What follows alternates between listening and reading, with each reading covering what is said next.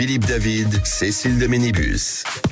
On vous souhaite la bienvenue sur Sud Radio et bienvenue dans Les Vraies Voix avec Philippe David. Ça va, Philippe? Ça va très bien, Cécile, et vous? Ouais, j'ai pris une grande décision. Ah, dites-moi, ça m'inquiète. Je me suis dit qu'à partir d'aujourd'hui, ce sera comme d'habitude. Comme ça, au moins. Ah, bah voilà une grande nouvelle. Je vous préviens, je vous aurais prévenu. C'est clair, monsieur Revel? Au revoir. Éric Revel est avec nous aujourd'hui. C'est mon côté giscardien. Oui. Journaliste et écrivain. Et comment va ce livre, mon cher? Écoutez, ça marche. J'en parlais à Monsieur Pomard. Monsieur Pomard. Oui, parce que il habite ici, Monsieur Pomard, j'ai l'impression. Il habite ici. Il a lu, il a apprécié. J'essaie de lui faire la promo partout où je passe. Qui a beaucoup apprécié aussi mon livre. Voilà. Je signale que je l'ai acheté, mon cher ami Eric. Vous voulez qu'on vous le rembourse? Justement, je suis en train de lui tendre la perche. Satisfait ou remboursé? Ouais. Arrêtez de dire ça, Sébastien Ménard, parce que Non, tout c'est le monde. bon. Non, Attends, je sais qui est Mozart. Ouais.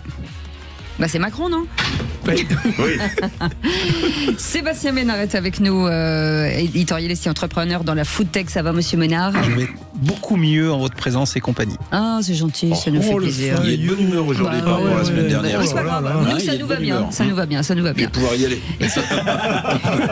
Et ce numéro de téléphone que vous connaissez, en tout cas j'espère, 0826 300 300, et c'est Aude qui vous attend bien entendu. Et puis on va revenir sur un sondage IFOP fiducial pour la dépêche réalisée mi-février 2026 dans quelques instants.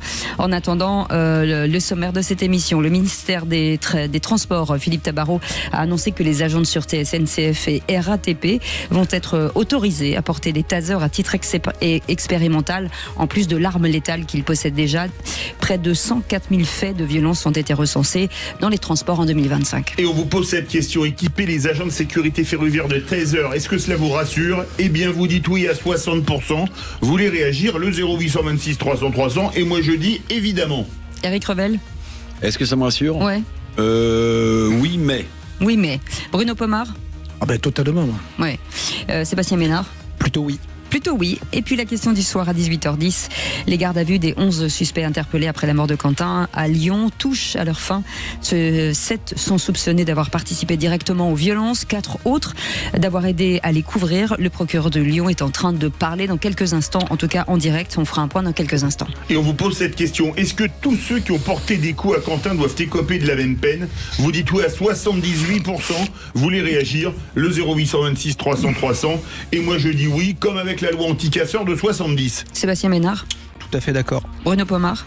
Totalement d'accord, mais... Éric Revel? Non. Et d'ailleurs, juridiquement, c'est impossible. Et on en parlera aussi dans quelques instants, 0826 300 300, et à 17h50, le bon Flavio, notre chasseur d'arnaque, et on écoute. Ouais, bon, je vous appelle pour le tuyau de gaz à vendre, toujours disponible? Oui, toujours à vendre.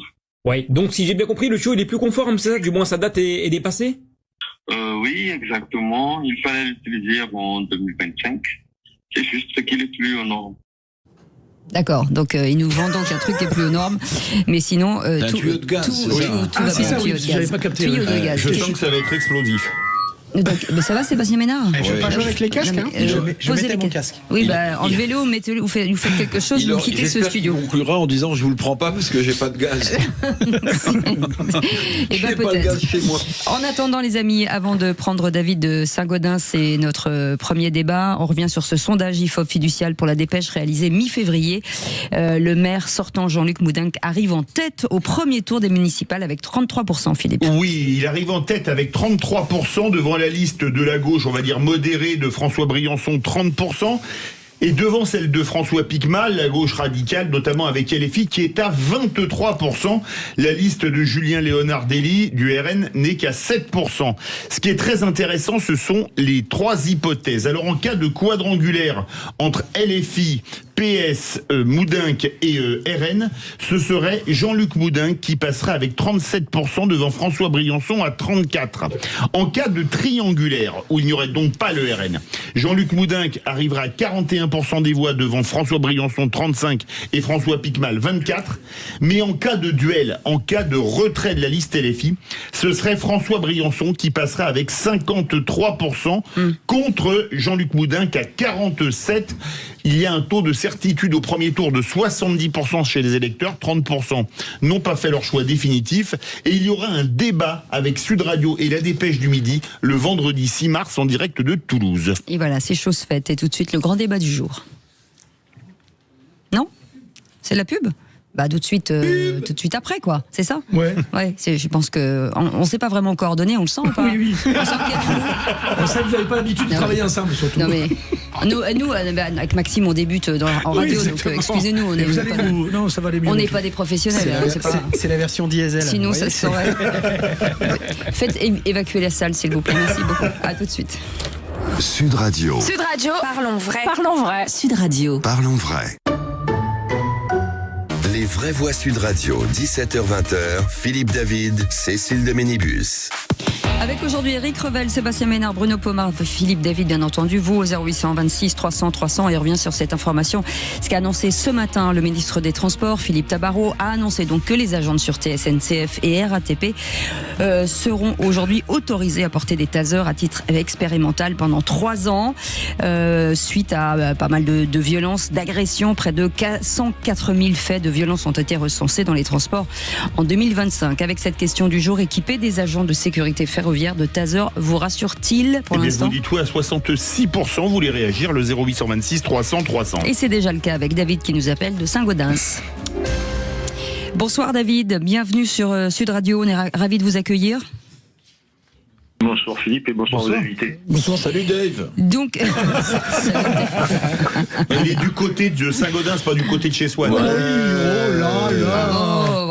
Ah ouais, ça commence bien. Ça démarre mal. Sujet quand même un peu sérieux, mais sérieux. Est-ce qu'il faut, selon vous, équiper ? Est-ce que ça vous rassure de savoir que les agents de sûreté de la SNCF ou finalement de la RATP d'être équipés de tasers ? Disons, si on parle de la SUGE et si on parle du groupe de protection au niveau de la RATP, il me semble qu'ils sont déjà armés d'armes de poing. Oui, tout à fait. Absolument. Oui. Donc les équipés de taser, ça, je vois pas trop le problème. Armes intermédiaires. Ce qui peut poser problème, par contre, c'est la formation et l'utilisation. Où il ne faudrait pas que, étant doté d'armes non létales, ils pensent pouvoir s'en servir de façon beaucoup plus simple. Alors c'est très encadré, il y a des formations, c'est une collaboration au ministère de l'Intérieur des Transports. Oui, tout à fait. Donc ils ont une formation, Moi, pour répondre à David, parce que je les ai faites, les formations d'instructeurs taser, les T7 et les T10, les derniers modèles, oui, effectivement, il y a une formation pratique, évidemment, continue, quant à l'utilisation, et ensuite, effectivement, les consignes qui sont données, évidemment. Quand on sait que la SUGE, comme vous disiez, est déjà équipée d'armes létales, je pense que le fait d'avoir une arme intermédiaire est quelque chose d'important pour nos forces de l'ordre, parce que à partir du moment où on sort une arme létale, souvent c'est pour neutraliser. Donc si on peut arriver avec le discernement, et c'est pas toujours évident pour nos forces de l'ordre, on le sait, dissuader peut-être. Utiliser le taser, alors vous avez peut-être le PIE, comme on dit, pistolet à impulsion électrique, oui. Il est peut-être effectivement, ça sera peut-être parfois, je dis pas plus facile, mais plus simple pour eux d'utiliser ça pour neutraliser un individu plutôt que le tuer. C'est mon point de vue. Et il y aura 2 types de tasers, un à aiguillon, c'est-à-dire avec un peu de distance, et un au corps à corps. C'est entre 3 et 13 mètres, les derniers modèles, les T10, entre 3 et 13 mètres. Et c'est très précis, et les derniers modèles, vous avez 10 coups. Vous pouvez tirer, alors que les anciens, on pouvait tirer 2 coups avec des angles différents. Bon, ça, les dernières générations sont fabuleuses, et on peut même les associer à des caméras qui se déclenchent au même moment où on fait le tir. Donc ça, c'est intéressant pour avoir des preuves aussi. Eric Revel. J'avais mis un mais tout à l'heure, mais en fait, je le retire parce que j'avais complètement oublié qu'il disposait déjà d'armes létales. Pourquoi je dis ça ? Parce que je disais, si vous utilisez un taser face à des gens, est-ce que derrière vous n'avez pas une réponse graduée qui fait que contre un taser, les voyous vont s'armer plus lourdement ? C'est toujours la question qu'on se pose. Bon, mais s'ils ont déjà une arme létale, mon mais tombe. Ce qui est intéressant, c'est qu'ils avaient une arme ou alors leur main, et là de dire qu'il y a une intermédiaire, peut-être que. Oui, alors c'est bon. C'est validé de chez le côté. Pomar m'a convaincu. Parce que je vous voyais dériver, Eric Revel, il m'a fait peur au tout début lorsqu'il a répondu sur ça. C'était mon côté vieille garde. Sébastien Ménard. Moi, je pense qu'il devrait... Qui a levé la main quand même pour parler. Oui, bien ce petit. Vous avez vu que je suis très discipliné. Il a pas dit oui, il a dit un petit. Non, mais je ne sais pas si Monsieur Pomar est venu armé ou avec un taser, donc je fais très. Non, en fait, je pense que force est à la loi et aux représentants de la loi, et qu'aujourd'hui, toute la panoplie, tout l'arsenal, j'ai envie de dire, s'inscrivant dans un cadre légal, doit être mise à la disposition de celles et ceux qui font régner la sécurité. Je rappelle encore une fois la sécurité des voyageurs, des citoyens, de nos employés, de nos enfants, etc. Donc, j'ai parfois du mal quand on se pose ce type de questions. Voilà, ils sont équipés d'armes létales. Voilà, on sait qu'une arme létale, ça fait beaucoup plus de dégâts qu'un taser. Bah, c'est pour neutraliser. Non, mais d'accord. Mais si effectivement un taser permet d'avoir une réponse proportionnée, plus rapide, plus intuitive, etc., et que c'est évidemment encore un truc en plus, on devrait même pas se poser la question. Pardon. Alors moi, je crois qu'il y a une chose importante à voir, c'est que le taser peut avoir un intérêt, notamment quand par exemple ça se passe dans un wagon, parce qu'il faut savoir que les armes qu'ils ont, si je ne m'abuse, Bruno Pomar, c'est du 9 parabellum. Ah oui, ça. C'est sûr que c'est pareil. Du 9 parabellum, ça traverse. Oui, ça peut. Et que donc, mais peu importe, c'est une arme à feu. Donc non, mais il y a des armes qui ne traversent pas. Le 9 parabellum, ça traverse. Donc, si vous traversez le type qui commet un acte terroriste ou qui agresse ou quoi que ce soit d'autre, et qu'une personne prend la balle perdue, ça peut être vraiment très très très problématique. Sûr, oui. Alors que le taser même s'il traverse, si c'est une autre personne qui le prend, elle va être choquée, on va s'en occuper, etc. Je tiens à rappeler que pour utiliser une arme à feu dans le cadre d'un train, d'une gare, c'est très compliqué. Il y a un seul cas qui me vient à l'esprit, et là, c'était pas un policier, c'était pas un gendarme, c'était un légionnaire parachutiste qui avait tué un terroriste qui venait de poignarder 2 jeunes filles à la gare Saint-Jean de Marseille. Mais il était sorti de la gare, il était le long de la gare, et là, il y avait personne, et il avait tiré au fusil d'assaut. Et il l'avait neutralisé. Il avait pressé, voilà. C'est pour ça que je crois qu'entre la SNCF et la RATP, c'est un taser de contact, parce que c'est confiné, c'est plutôt confiné, et ce qui n'est pas le cas de la RATP. Oui, tout à fait. Là, mais non, c'est bien, je pense que l'habilitation, elle est nécessaire. Après, encore une fois, il faut de la formation, il faut pouvoir l'utiliser avec discernement. Mais moi, je dis toujours, sur les plateaux de télé, souvent, ou à la radio, on me dit « Ah, mais le policier, il est formé, il est en tenue, c'est un professionnel, etc. » Quand on est dans des situations détériorées, comme on en voit, je peux vous assurer que c'est pas facile d'avoir du discernement. Et encore, quand j'étais au RAID, c'était des situations très particulières, mais le policier du quotidien, les Bleus, mes compatriotes les Bleus, tous les jours, au milieu de la foule, devoir intervenir avec un taser ou avec une arme létale, je peux vous assurer que c'est une responsabilité, ça demande un discernement. Surtout dans le voyage, il y a des femmes, des enfants. Bien sûr, avec tous les risques que ça représente de dégâts collatéraux, comme on dit. Et après, on va dire, mais les gars sont pas assez formés, ils sont pas assez... Si, franchement, c'est très délicat les interventions maintenant pour nos forces de l'ordre. Et il faut vraiment dire que c'est très encadré, surtout cette collaboration avec le ministère de l'Intérieur. Bien sûr, tout à fait. Puis il faut juste expliquer aussi que même dans les gares, moi j'ai assisté à un truc il y a une quinzaine de jours, je crois, gare Montparnasse, ça a tiré à balles réelles. Vous avez quand même des fous furieux aujourd'hui, en liberté, prêts à tout, à n'importe quoi, contre n'importe qui, et que effectivement, les forces de l'ordre ont nécessairement besoin, pour protéger les bonnes gens que nous sommes, d'intervenir, et parfois d'intervenir de manière extrêmement vigoureuse. Allez-y. Moi, il y a un point sur lequel j'ai un doute, c'est qu'on a vu des cas où le taser n'avait pas été efficace contre certaines personnes. Et ça, c'est la question qui se pose aussi. Parce que je ne sais pas comment on fait pour... parce que c'est des centaines de volts, c'est très fort. Moi, et que chez certaines personnes, ça ne leur a rien fait. Ça secoue un peu. D'ailleurs, on l'a vu avec le bus la dernière fois, il n'y a pas de temps, où un policier a neutralisé. Le premier policier a tiré au taser, le mec, il n'a rien senti. Soit l'impact se fait pas parce il y a 2 dards qui partent comme ça, bombes qui font le lien. Là, maintenant, les derniers modèles, il y en a juste un. Mais encore une fois, s'il loupe la cible, évidemment, on a vu que cet individu a pris 2 couteaux carrément, est venu au contact des policiers. Et là, effectivement, utilisation de l'arme létale pour le neutraliser. C'était clair. Mais il y a eu une graduation dans la réponse. Voilà. Et c'est vrai, tu as raison, Philippe, de dire que le taser ne répond pas systématiquement en termes d'efficacité. Oui, mais sur un mec qui fait 200 kilos, 150 kilos, qui a bien tarzolé, qui a bien bu, etc. Mais encore une fois, est-ce que ça peut dissuader? Alors, entre les vrais forcenés qui, effectivement, font l'arme létale, mais est-ce que ça peut dissuader quand même des troubleurs de... Voilà. Et je vais vous dire pourquoi, parce que moi le premier d'ailleurs, quand je vois les gens équipés des tasers, vous savez, généralement, ils sont jaunes. c'est assez encombrant. On le voit tout de suite. Une arme létale, vous remarquerez que les amis... c'est cool, sur le côté, on le voit moins. Mais le taser... Et c'est plus petit, en plus, une arme létale. Et puis, ils le mettent devant, pour l'utiliser facilement. Mais on le voit. Donc... Sauf peut-être notre ami Eric Revel qui n'est pas impressionné, mais je pense que généralement c'est impressionnant. Il est juste myope. Je me tarzole pas, donc comme je me tarzole pas, je serais victime d'un coup de taser. Est-ce que quelqu'un a essayé déjà, non? Jamais. Non, bah si, vous avez essayé, vous, monsieur Pomar. Moi aussi j'ai essayé. Ah oui? Et ça fait quoi? Ah bah ça paralyse. Et on risque pas une crise cardiaque. Mais combien de temps? 5 secondes. Bah ça dure, oui.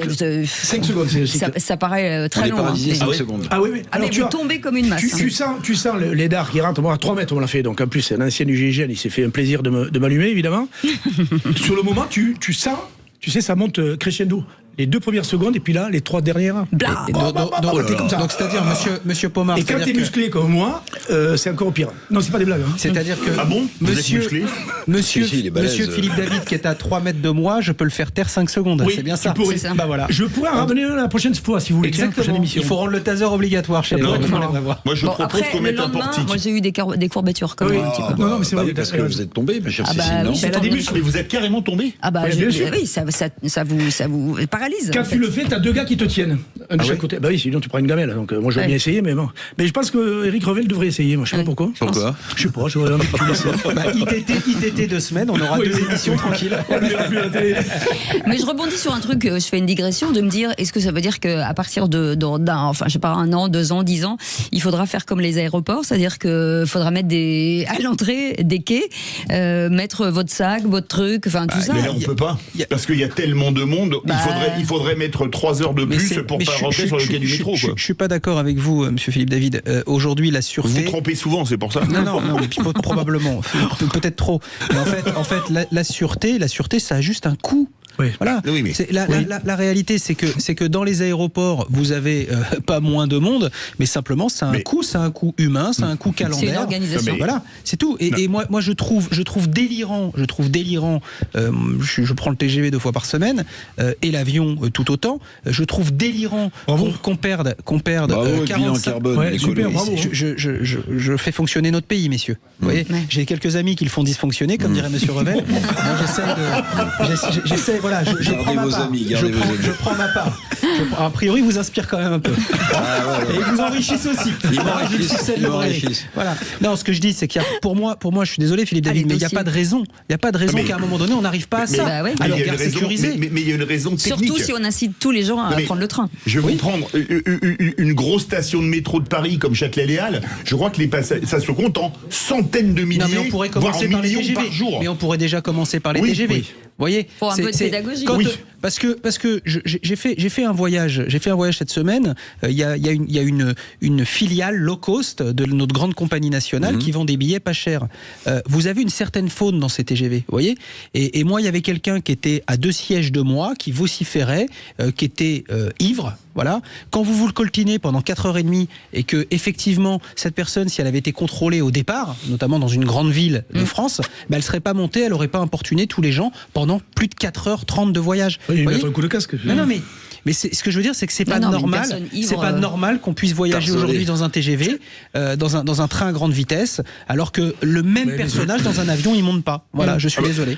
Bon, je suis désolé, c'était moi, j'étais déguisé. Non, je voulais vous emmerder pendant 4 heures. Le problème de la sécurité, de façon générale, n'est pas pris à 100% dans notre pays. On n'a pas la même éducation qu'aux États-Unis. La sécurité aux États-Unis, où que ce soit dans les boîtes privées, ça coûte du pognon. On met un minima, sauf que le jour où il y a un attentat, une connerie comme ça, effectivement, on se dit, oh là, il faudrait qu'on revoie un peu la sécurité. Et c'est partout pareil. Tant qu'on n'a pas un gros clash, on l'a vu avec les attentats qu'on a connus en 2015. Bien sûr. Et là, on a mis l'armée. Regardez, Grand Montana. Ils ont envoyé dans tous les boîtes de nuit des contrôles. Quand tout va bien, le jour où il y a un attentat, il y a des tueries de masse aux États-Unis qu'on n'a pas, heureusement, encore en France. Puis Monsieur Philippe, tu as raison. Monsieur Philippe David, on va aussi avoir besoin avec l'IA, avec tous ces métiers qui vont disparaître. Il y a aussi des métiers qui vont, à contrario, besoin de d'émerger. Voilà, les métiers de la sûreté, de la sécurité, de l'accompagnement sont les métiers de demain. Il y a Caddy pour les golfeurs, il y aura Port Taser maintenant pour les flics. On retrouvera d'ailleurs que le bilan carbone de notre ami n'est pas folichon. Merci, ça suffit, monsieur. Merci. En tout cas, merci David de Saint-Gaudens. Bravo, Dave. Dans un instant, les amis, on ira juste après, au château de la Clotte, Casali, dans le Lot-et-Garonne, pour voir comment se portent en tout cas les vignes. En attendant, dans un instant, c'est Seul contre tous. On va parler de quoi avec vous, Sébastien Ménard? Moi, j'en ai marre du bashing anti-Macron. Arrêtez de parler de Macron, arrêtez de bâcher Macron. Bruno Pomar? Il ne sait plus. Mais si, vous allez un Seul contre tous. À l'approche des municipales, il faut renforcer la sécurité avec un plan sentinelle. Oui, merci. Voilà. Vous avez besoin d'une assistante, j'ai l'impression. Allez. C'est la mémoire qui flanche, il se souvient plus très bien. Il a le cerveau lent. Et moi, j'en ai pas de Seul contre tous. Non. Aujourd'hui, ça suffit. J'en avais un bon, mais. Mais voilà. Mais si vous arrêtez de pas parler, vous serez seul contre tous, ça c'est sûr. Allez, à tout de suite. Sud Radio. Sud Radio. Parlons vrai. Parlons vrai. Sud Radio. Parlons vrai. À tout moment de la journée, prenez la parole sur Sud Radio. Et oui, avec vous, 0826 300 300 et autour de cette table, Éric Revel, journaliste et écrivain, c'est Mozart qu'on assassine. Ouais, aux éditions Ellipse, voilà, je vous recommande. Pour ceux qui veulent un bilan objectif des années Macron, très mauvais écrivain. Précipitez-vous et en plus vous découvrirez les œuvres de Wolfgang Amadeus Mozart. C'est un pamphlet musical. Et je ne savais pas que c'était un musicien en plus. Merci. Je vous en prie. Pour ma culture personnelle, c'est important. Vous saviez pas que Mozart était musicien? Et non. Je pensais que c'était Macron, je n'avais pas fait. Il joue de la flûte, c'est sûr. Sébastien Ménard, éditorialiste et entrepreneur dans la food tech, et Bruno Pomar, ancien membre du RAID. Bien entendu, tout de suite, le Seul contre tous. Les vraies voix Sud Radio. Seul contre tous. Et vous avez démarré peut-être Sébastien Ménard, tiens. Mais non, mais en fait, je vais peut-être être tout seul à penser ça, mais c'est le but de Seul contre tous. Ça sert à quoi aujourd'hui de publier comme Éric Revel des best-sellers qui font le bilan bashing d'Emmanuel Macron? On sait que le président n'est pas candidat à une hypothétique réélection rendue impossible constitutionnellement. Voilà. Donc en fait, ça sert à rien. Aujourd'hui, vous devriez encourager le président de la République française, d'ailleurs qu'il s'appelle surtout. Non, mais écoutez, monsieur Revel, s'il vous plaît, parce que on a besoin au niveau européen d'une c'est la France. Macron, c'est la France. Vous en déplaise, Macron, c'est la France, et c'est la France jusqu'en mai 2027. Donc une fois que vous avez, il compte les jours. C'est lui qui a dit avril, c'est Philippe David. C'est-à-dire qu'une fois qu'on s'est dit ça, une fois qu'on a écrit, une fois qu'on a publié, une fois qu'on est devenu, ça c'est pour la Direction Générale des Finances Publiques, millionnaire grâce au livre que vous avez publié. Voilà. Je trouve qu'à un moment donné, vous pourriez être fair-play. Vous pourriez dire on a quand même besoin d'un président. S'il peut effectivement au niveau européen, oui, j'espère bien.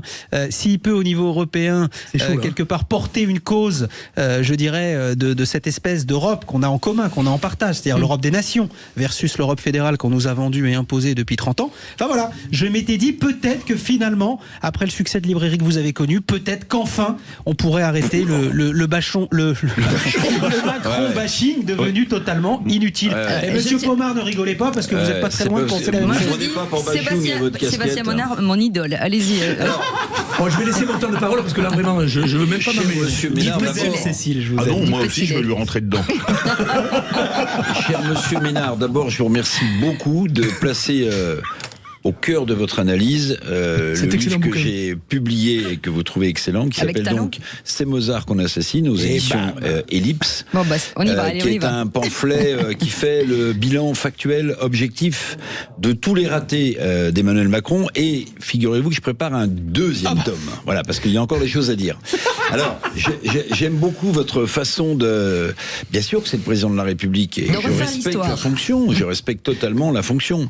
Maintenant, j'ai découvert une nouvelle promesse d'Emmanuel Macron, là, cette semaine, qui s'est effondrée dans un silence assourdissant, parce que les gens relèvent même plus. D'abord, il n'est plus en France. Il n'est plus en France. Je ne sais pas si vous vous souvenez, mais le président de la République, pendant sa campagne, il avait expliqué qu'il allait supprimer 120 000 postes de fonctionnaires. Vous vous souvenez ? 120 000 postes. Ouais, mais on a eu le Covid, on a eu quelques petites difficultés. Non. Attendez. Le bilan, c'est l'embauche de 326 000 fonctionnaires depuis qu'il est au pouvoir. Donc, si vous voulez, vous pouvez tourner les choses comme vous voulez, mais vous appelez ça comment, un succès? Vous appelez ça une promesse, c'est pas une ce que trahison? je vous ai dit qu'il fallait arrêter. Alors, mais bon, allez-y, monsieur David, je suis resté calme. Ouais, jusqu'ici tout va bien. Il est fatigué. Moi, j'aime beaucoup Sébastien Ménard qu'il faut dire qu'il ne faut plus lire les publications anti-Macron. Le problème, c'est que Macron, il donne vraiment les verges pour se faire fouetter. Il dit rien. Ben, vous plaisantez. Il dit rien. Attendez, Arrêtez. tout à l'heure, pour commenter un tweet de Madame Mélanie. Oui. Parlant de la mort de Quentin. Oui. Il dit comme ça, un peu matamore depuis l'Inde, que chacun reste chez soi et les moutons seront bien gardés. Mais pour qui se prend Emmanuel Macron? Vous devriez rigoler. Non, parce que ça pourrait être attendez, excusez-moi. Mais alors, ce qui est fabuleux, c'est que le même Emmanuel Macron qui se plaint que Madame Mélanie s'occupe de ce qui se passe en France, c'est pas lui qui disait les Haïtiens, ils sont complètement cons. Mais il s'occupait pas de ce qui se passait en Haïti en disant ça. D'ailleurs, il se plaint des gens qui s'immiscent dans la politique française. Mais quand Barack Obama appelait à voter pour lui en 2017, il s'en est pas plaint là de l'ingérence américaine. C'était plutôt une bonne nouvelle d'ailleurs pour nous. Ah bah écoutez, quand on voit le résultat, moi je suis revélien plutôt que ménardiste. Je vais apporter de l'eau à votre moulin et après je vous assure, je me tais au moins pendant 3 minutes. C'est que vous avez raison. Mais non, puisqu'il vous reste 2 minutes. Sur la forme et sur le fond, il a totalement tort, Emmanuel Macron. Pourquoi ? D'abord, je rappelle qu'en mai 2017, lors de sa première conférence de presse, quand il va voir Angela Merkel fraîchement élue, le jeune Macron, là, sémillant, il dit dorénavant, par rapport à mes prédécesseurs, je ne m'exprimerai plus jamais depuis l'étranger sur un sujet national. Là, je vous rappelle quand même ce qu'il vient de faire là, il est en Inde. Ah oui. Il est en Inde. Bon, déjà, sur la forme, il a tout pour faux. la bonne cause. Et donc, ce qu'il a fait un véritable délit. Est-ce que je vous rappellerai l'humiliation qu'il a infligée à un président africain lors d'une conférence avec des étudiants au Burkina Faso. Au Burkina Faso, où il fait chaud et il dit, le type se lève parce qu'il est tellement humilié, le président, et il dit, il est parti réparer la clim. Une maladresse. Et puis sur le fond, pardonnez-moi, Madame Mélanie et le ministre des Affaires étrangères italien, ils sont dans leur rôle. Pourquoi ? Parce qu'on sait qu'il y a des imbrications dans l'affaire Quentin, de Monsieur Raphaël Arnaud, qui se rend en Italie. Vous savez, ça s'appelle l'internationalisme d'ultra-gauche. Tout à fait. Donc c'est un sujet aussi italien. Donc Madame Mélanie, le ministre des Affaires étrangères italien, il se mêle d'affaires qui les regardent en plus. Donc, allez, reprenez votre souffle, Sébastien, et essayez de trouver un argument pour défendre votre président chéri. Bruno Pomar. Moi, vous avez peur. Ah ouais, mais en même temps, quand je vois la violence du débat entre Sébastien et Eric, là, ça me fait peur. Ça atteint Attendez, des niveaux. vous m'avez pas vu dans une cage. Ouais, non, mais on voit bien. Mais Bruno Pomar, mouillez-vous un petit peu. Oui, s'il vous plaît, lequel a raison? Courageux et téméraire, comme dans faites attention, Bruno. Pas tous en même temps, pas tous en même temps. Bruno. Alors je resterai mitigé. Généralement, on doit taper sur Sébastien parce que effectivement, on s'est foutu un peu de Macron et très souvent même, mais dans les relations internationales, quand il s'agit de Trump avec l'Ukraine, etc. Et c'est vrai que comme chef d'État européen, il est quand même monté au créneau premier, même s'il a été parfois ridiculisé. Au moins, il a eu le courage de faire ça. Donc, je serais un peu plus mitigé que vous, monsieur, qui êtes dans les extrêmes. Merci. Sébastien Ménard a dit une chose là qui m'a fait tomber de l'armoire. Vous ne m'avez jamais vu dans une cage. Alors je sais pas si quelqu'un vous a déjà vu dans une cage, mais j'aimerais savoir à quel endroit. Non, parce que je parlais de cage de MMA puisque c'était ça. Ah bon, j'ai eu peur. N'importe quoi. Avec un fouet et du latex noir. Mais vous avez les idées, mais c'est pour ça qu'il prend le train 2 fois le train par semaine et 2 fois l'avion. Et il a une vie compliquée, monsieur Ménard. S'il vous plaît, c'est le moment de Bruno Pomar. Quand vous dites, à l'approche des municipales, il faut renforcer la sécurité avec un plan sentinelle. Ouais, vous savez que je suis mono-sujet, moi. Hein. Oui, je sais. Bon, qu'est-ce que vous voulez? Il n'y a pas que ça que vous êtes mono, mais bon, c'est pas grave. Et Sébastien, qui peut parler de tout. Moi, je me concentre sur la sécurité parce que d'abord, c'est la préoccupation première des Français. Hein. Le reste. Puis n'est pas policier qui veut. Hein. Merci. En plus, il se fout de ma gueule. Ouais, et vous l'avez soutenu à l'instant. Bravo. C'est un peu comme la gauche avec LFI.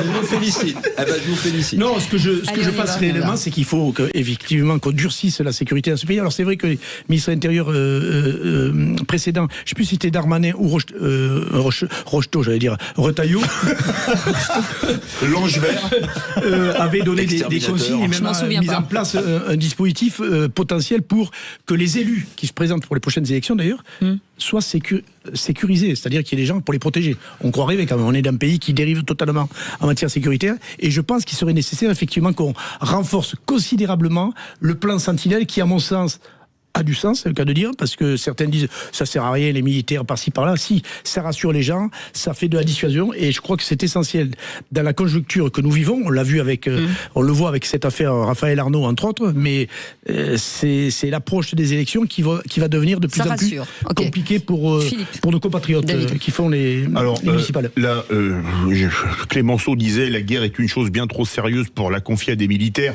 En entendant Bruno Pomar, j'ai envie de dire la sécurité est une chose bien trop sérieuse pour la confier à des policiers. Non, c'est un clin d'œil parce que je vous adore, Bruno. Mais on va pas, parce qu'il y a des élections municipales, mettre du sentinelle, des militaires en armes devant les bureaux de vote, etc. Je pense qu'il faut arrêter aussi de vivre dans la psychose. Le laxisme, ça s'appelle. Mais allez-y. Eric Revel. Vous voyez, moi, je suis un bon garçon. Bah ouais, parce que Pomar m'est rentré dedans sur Macron. En tout cas, je ne sais pas s'il faut mettre un policier derrière chaque élu, ça me paraît difficile, mais en tout cas, où vous avez raison, me semble-t-il, c'est que le climat climat politique, il est incroyable dans ce pays. Hein. Et pas que depuis le meurtre du pauvre Quentin à Lyon. On n'est pas serein. Il est incroyable. Donc, entre ça, les attentats islamistes, la violence politique, voire même peut-être, alors je ne sais pas si le préfet va donner son autorisation, mais vous avez vu qu'il y a une grande marche qui est organisée à Lyon. Le maire de Lyon d'ailleurs n'en veut pas. Le maire de Lyon dit non, c'est trop dangereux. Oui, mais on a le droit de rendre hommage à un garçon qui s'est fait tabasser à mort quand même. Bon. Mais peut-être s'est servi de la jeune garde, donc il peut pas trop. Mais je comprends, voilà, tout ça est une petite étincelle et on ne sait pas ce qui peut se passer dans ce pays. Hein. Eric, si vous voulez vendre des livres, il faut laisser l'appareil à Sébastien Ménard. Ça va, c'est mon meilleur vendeur. Je soupçonne d'en prendre dans ses TGV, dans ses avions, pour en distribuer gratuitement. Allez, 40 secondes. Non, monsieur Pomar, je respecte et aussi votre histoire, votre expérience. Et puis quelque part l'engagement du quotidien qui est le vôtre, mais effectivement je pense là derrière il y a une baffe. Je pense comme Philippe David que vous êtes excessif, nonobstant modulo quelques zones où effectivement les scrutins vont être compliqués. On le voit par exemple à Marseille, où la campagne commence à se durcir, pour pas dire à atteindre des niveaux de difficultés, de complexité pour les candidats pour pouvoir s'exprimer librement, assez élevé. Donc là, oui, partout ailleurs, non. Il était plus sympa qu'il a été avec vous, Eric Revel. Allez les amis, dans un instant, on vous emmène en Gironde, où les crus ont gagné les vignes, après 35 jours de pluie consécutifs. On va en parler avec la propriétaire du château, la Cloque Casalis à Barsac, en Gironde. On en parle dans un instant. Sud Radio. Parlons vrai. Sud Radio. Parlons vrai. Et très bien entouré aujourd'hui avec Sébastien Ménard, avec Bruno Pomar et avec Eric Revel. Présent. Tout de suite, l'info en plus.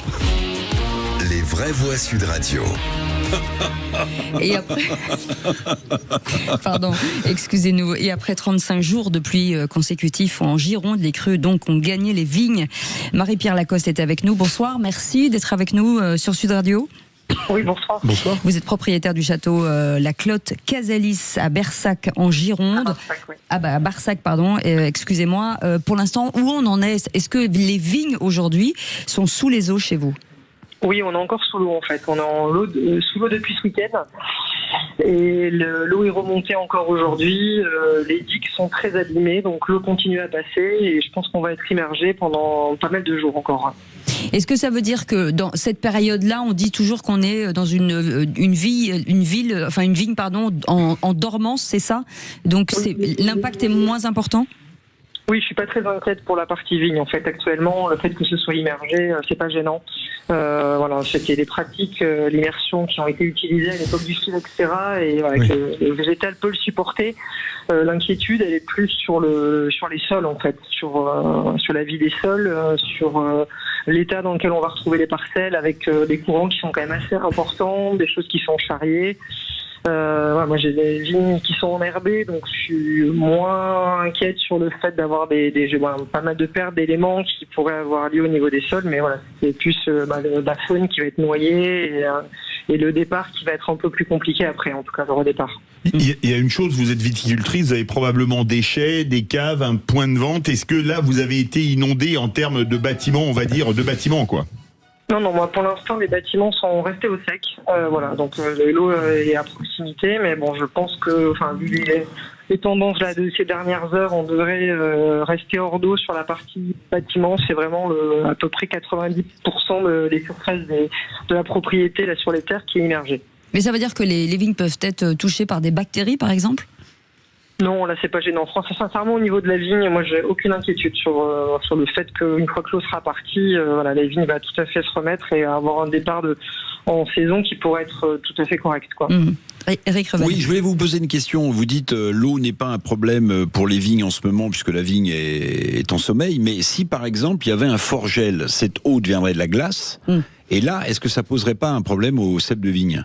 Oui, ça pourrait faire éclater finalement certaines structures, mais il faudrait vraiment qu'on ait un gel très prononcé dans les jours qui viennent. Bon, pour l'instant, c'est pas du tout dans les tendances de ce qu'on voit, donc on va croiser les doigts pour pas avoir tous les soucis en même temps. En matière d'assurance, je suppose évidemment que vous êtes couverte ou bien ça peut vous poser quelques problèmes en termes de remboursement ou autre? Bon, pour l'instant, je sais pas du tout. Oui, il y a des assurances classiques, mais ça va dépendre des types de dégages. Voilà, il y a une partie de la digue qui a cédé à proximité d'une parcelle avec beaucoup de terre qui est arrivée. Donc, je sais pas du tout si la terre va être au milieu de la parcelle ou si une partie sera partie avec l'eau. Donc voilà, je sais pas en termes d'assurance ce qui sera pris et comment en fonction des dégâts qu'on va constater quand l'eau sera repartie. Est-ce que c'est un épisode que vous avez déjà vécu ou c'est la première fois pour vous? Alors, il y a eu un épisode d'inondation en 2021, mais qui avait été quand même un peu moins important de quantité d'eau parce que les digues avaient été un peu... Voilà, il y avait eu quelques passages, mais il n'y avait pas eu cette perte de là où il y a plusieurs mètres de digues qui ont cédé. Donc, je pense que le retrait de l'eau va être beaucoup plus long. Alors, moi, j'y connais pas grand-chose au vin, mais est-ce que ça a eu un impact sur le goût ? Non, après, sur 2021 c'est particulier parce qu'on a eu un gel de printemps après, donc j'espère pas revivre 2021 en intégralité sur la propriété, mais non, après sur la suite de la saison, on peut rien présager aujourd'hui, ça c'est sûr vu le contexte, c'est plus sur le retard sur les travaux, en fonction de la période à laquelle on pourra réintervenir sur les parcelles, de ne pas prendre trop de retard, quoi. Et sur la taille, j'imagine aussi. Sur la partie taille, oui, c'est ça, Sébastien Manel. On sait que ces épisodes catastrophiques sont amenés malheureusement à revenir et à revenir encore. Est-ce qu'il n'y a pas des dispositifs pérennes, durs, solides, évidemment coûteux à enfin mettre en place pour protéger votre activité, parce que ça reviendra avec le réchauffement climatique et avec évidemment le dérèglement climatique qui touche nos vignes, qui touche nos campagnes et qui touche tous les pays du monde aujourd'hui. Oui, c'est sûr. Moi, j'ai déjà fait évoluer pas mal de choses au niveau de mon vignoble pour essayer de m'adapter un peu plus à ce changement climatique, avec la mise en place d'arbres aussi pour micro-tempérer les périodes de canicule qu'on a en été. Je dirais sur ce risque d'inondation, c'est tellement gigantesque qu'on peut pas imaginer une protection à l'échelle de la propriété, quoi. C'est faire confiance à toute la gestion des digues, à ce qui se passe en amont pour essayer de gérer au mieux l'eau. Mais bon, sur des contextes de pluviométrie comme on vient de connaître ces dernières semaines, plus le passage des tempêtes, je dirais que c'est des éléments où on a du mal on n'a pas vraiment de levier, quoi. Sur tout le reste, voilà, moi je sais que ma conduite et ce que j'ai mis en place au niveau du vignoble essaie d'aller dans le sens d'avoir des parcelles un peu plus robustes à ces événements climatiques. Mais donc, sur l'eau, c'est difficile de pouvoir gérer, quoi. Un petit mot sur le produit, le château de la Clotte, c'est quoi? C'est quel type de vin et c'est combien de bouteilles par an? Alors, c'est des vins liquoreux en majorité, hein. J'ai un peu de blanc sec et de rouge, mais le cœur de la propriété, ce sont des très vieilles parcelles de sémillons qui produisent nos vins de Sauternes. Et c'est suivant les années, je dirais autour de 10 à 12 000 bouteilles. Ah oui, quand même. Et en plus, il y a une particularité, c'est que il est vinifié uniquement par des mains féminines. C'est génial. Oui, tout à fait. Et qu'est-ce que ça fait comme différence? C'est que c'est bien. Ouais, c'est tout. Le mieux pour avoir un peu de sourire, je vais vous donner mon adresse si vous voulez bien. C'est moi, j'ai pas livré. Il y a encore une route qui est accessible au niveau de la propriété. Eh bien, on arrive, on est 5. En tout cas, merci d'avoir accepté notre invitation. C'est Marie-Pierre Lacoste qui était avec nous, propriétaire de ce château, la Clotte Casalis à Barsac en Gironde. Vous restez avec nous, on fait une petite pause et on part directement sur, j'ai envie de dire, sur la stop arnaque avec Flavio qui est avec nous. Flavio, ça va ? Bonjour, ça va bien et vous ? Eh ben, nous, ça va, c'est vous avez encore trouvé un truc, visiblement. Encore une belle annonce, j'ai tout simplement appelé une personne sur le Bon Coin donc, qui vendait un feu de gaz. Ouais. Dans un premier temps, rien de particulier, puis dans l'appel, on se rend compte qu'il y a quand même quelque chose d'anormal. D'accord. Je vous laisse écouter. Oui, allez, on écoute. Ouais, bon, je vous appelle pour le tuyau de gaz à vendre, toujours disponible ? Oui, toujours à vendre. Ouais, donc si j'ai bien compris, le tuyau il est plus conforme, c'est ça ? Du moins sa date est dépassée ? Oui, exactement. Il fallait l'utiliser avant 2025. C'est juste qu'il est plus aux normes. Alors, mais pourquoi le vendre ? Car justement, il est périmé. Et... Celui qui va l'acheter, il va en faire quoi ? Il peut l'utiliser s'il veut. Il y en a qui lèvera plus longtemps. Ouais, mais là, c'est un peu mettre la vie de quelqu'un en danger, non ? Parce que là, le tuyau, il est plus conforme, sa date est dépassée. Non, ça va, c'est juste du gaz, puis il est en bon état. Bon, si c'est juste du gaz, ça va, il est en bon état. Si jamais j'ai besoin de faire flamber la maison, je vous rappelle. Hein. Ok, d'accord, pas de soucis. Voilà, bonne journée. Il est encore en bon état, le truc. Ce qu'il y a de bien avec vous, Flavio, c'est qu'on a toujours des bons tuyaux. Ouais. Non mais c'est dingue. Si je vous rappelle si jamais j'en ai besoin. Ouais, pas de problème. Zéro conscience, en tout cas. Mais en plus, combien ça peut se vendre un tuyau de gaz ça coûte rien. Mais ça coûte rien. Mais ça coûte rien. C'est combien ? L'annonce c'était à 15 €. 15 €. Ah oui, quand même. Il y a des mecs qui vendent. Ah ouais, d'accord. Ouais. Et c'était quoi, 1 mètre, 2 mètres, 10 mètres ? Non, c'était. Si c'est le gaz, ça veut mettre 50 ou 2 mètres, non ? Un tuyau de gaz, ça vaut pas grand-chose, si. 15 balles ? C'est énorme, non ? Oui. Ça coûte. Ouais, non, mais c'est plus cher que neuf, je pense. Parce que, allez, un rouleau de gaz, ça coûte 10 € à peu près. On devrait pas dire ça, mais si la date c'est 2025, évidemment, dans la mesure où on est en mi-février 2026, vous n'avez plus le droit de l'utiliser. Ouais. Mais on va dire que si c'est pour un barbecue, un machin, un vieux, parce qu'en fait tout coûte cher aujourd'hui. Oui. Donc si ça coûte dans le commerce 40 ou 50 balles, eh ben il y a des gens qui vont se dire voilà, je vais acheter ça 15 balles, 10 balles, et puis je vais vivre, je vais fonctionner comme ça. Enfin, le côté laxiste, Sébastien. Non, mais c'est pas le côté. Non, monsieur Pomard, c'est pas le côté laxiste, mais il y a quand même des gens qui sont. Il y a des gens qui sont à 50 balles. Voilà, il y a beaucoup de gens qui sont à 50 €. Mais tu fais pas le barbecue alors ? Vous savez quoi ? Il le donne alors. C'est un autre sujet, ça. Un autre sujet. Non, mais ce que je veux dire, c'est qu'un tuyau dont je répète, la date de vie se terminait en décembre 2025. Vous l'utilisez encore, il fonctionne encore. C'est comme les yaourts. Non, mais je pense que Sébastien Ménard s'en sert dans ses cages des tuyaux à gaz. La cage. Il s'en sert dans ses cages. Non, la cage. Il se fout dans une cage et il se fait souffler dans le tuyau. La cage, monsieur Revel, elle est pour vous. Il y a beaucoup de macronistes champions de MMA. Faites attention. On n'entend rien, mes amis. On n'entend rien. Ils s'aiment bien tous les deux, j'ai l'impression. Je suis en train de regarder sur Internet. Je suis en train de regarder sur Internet un tuyau, ça vaut 10 balles. Ça dépend la taille, Cécile Minibus. Ça dépend la taille. Qu'est-ce qu'il y a, Flavio ? Il était pas très long ? Il est pas très long sur l'annonce Le Bon Coin, il est assez court. Hein. C'est logique parce que c'est toujours court. L'arrivée de gaz, elle est à l'arrière de la cuisinière et la prise sur le mur dans la case. 80 cm, c'est suffisant. Comme disait Eric Revel, ça dépend de la taille, quoi. Voilà. Et ça tombe bien parce que comme ici ils sont très courts, ça leur va bien. Allez, Flavio, ça vole pas haut.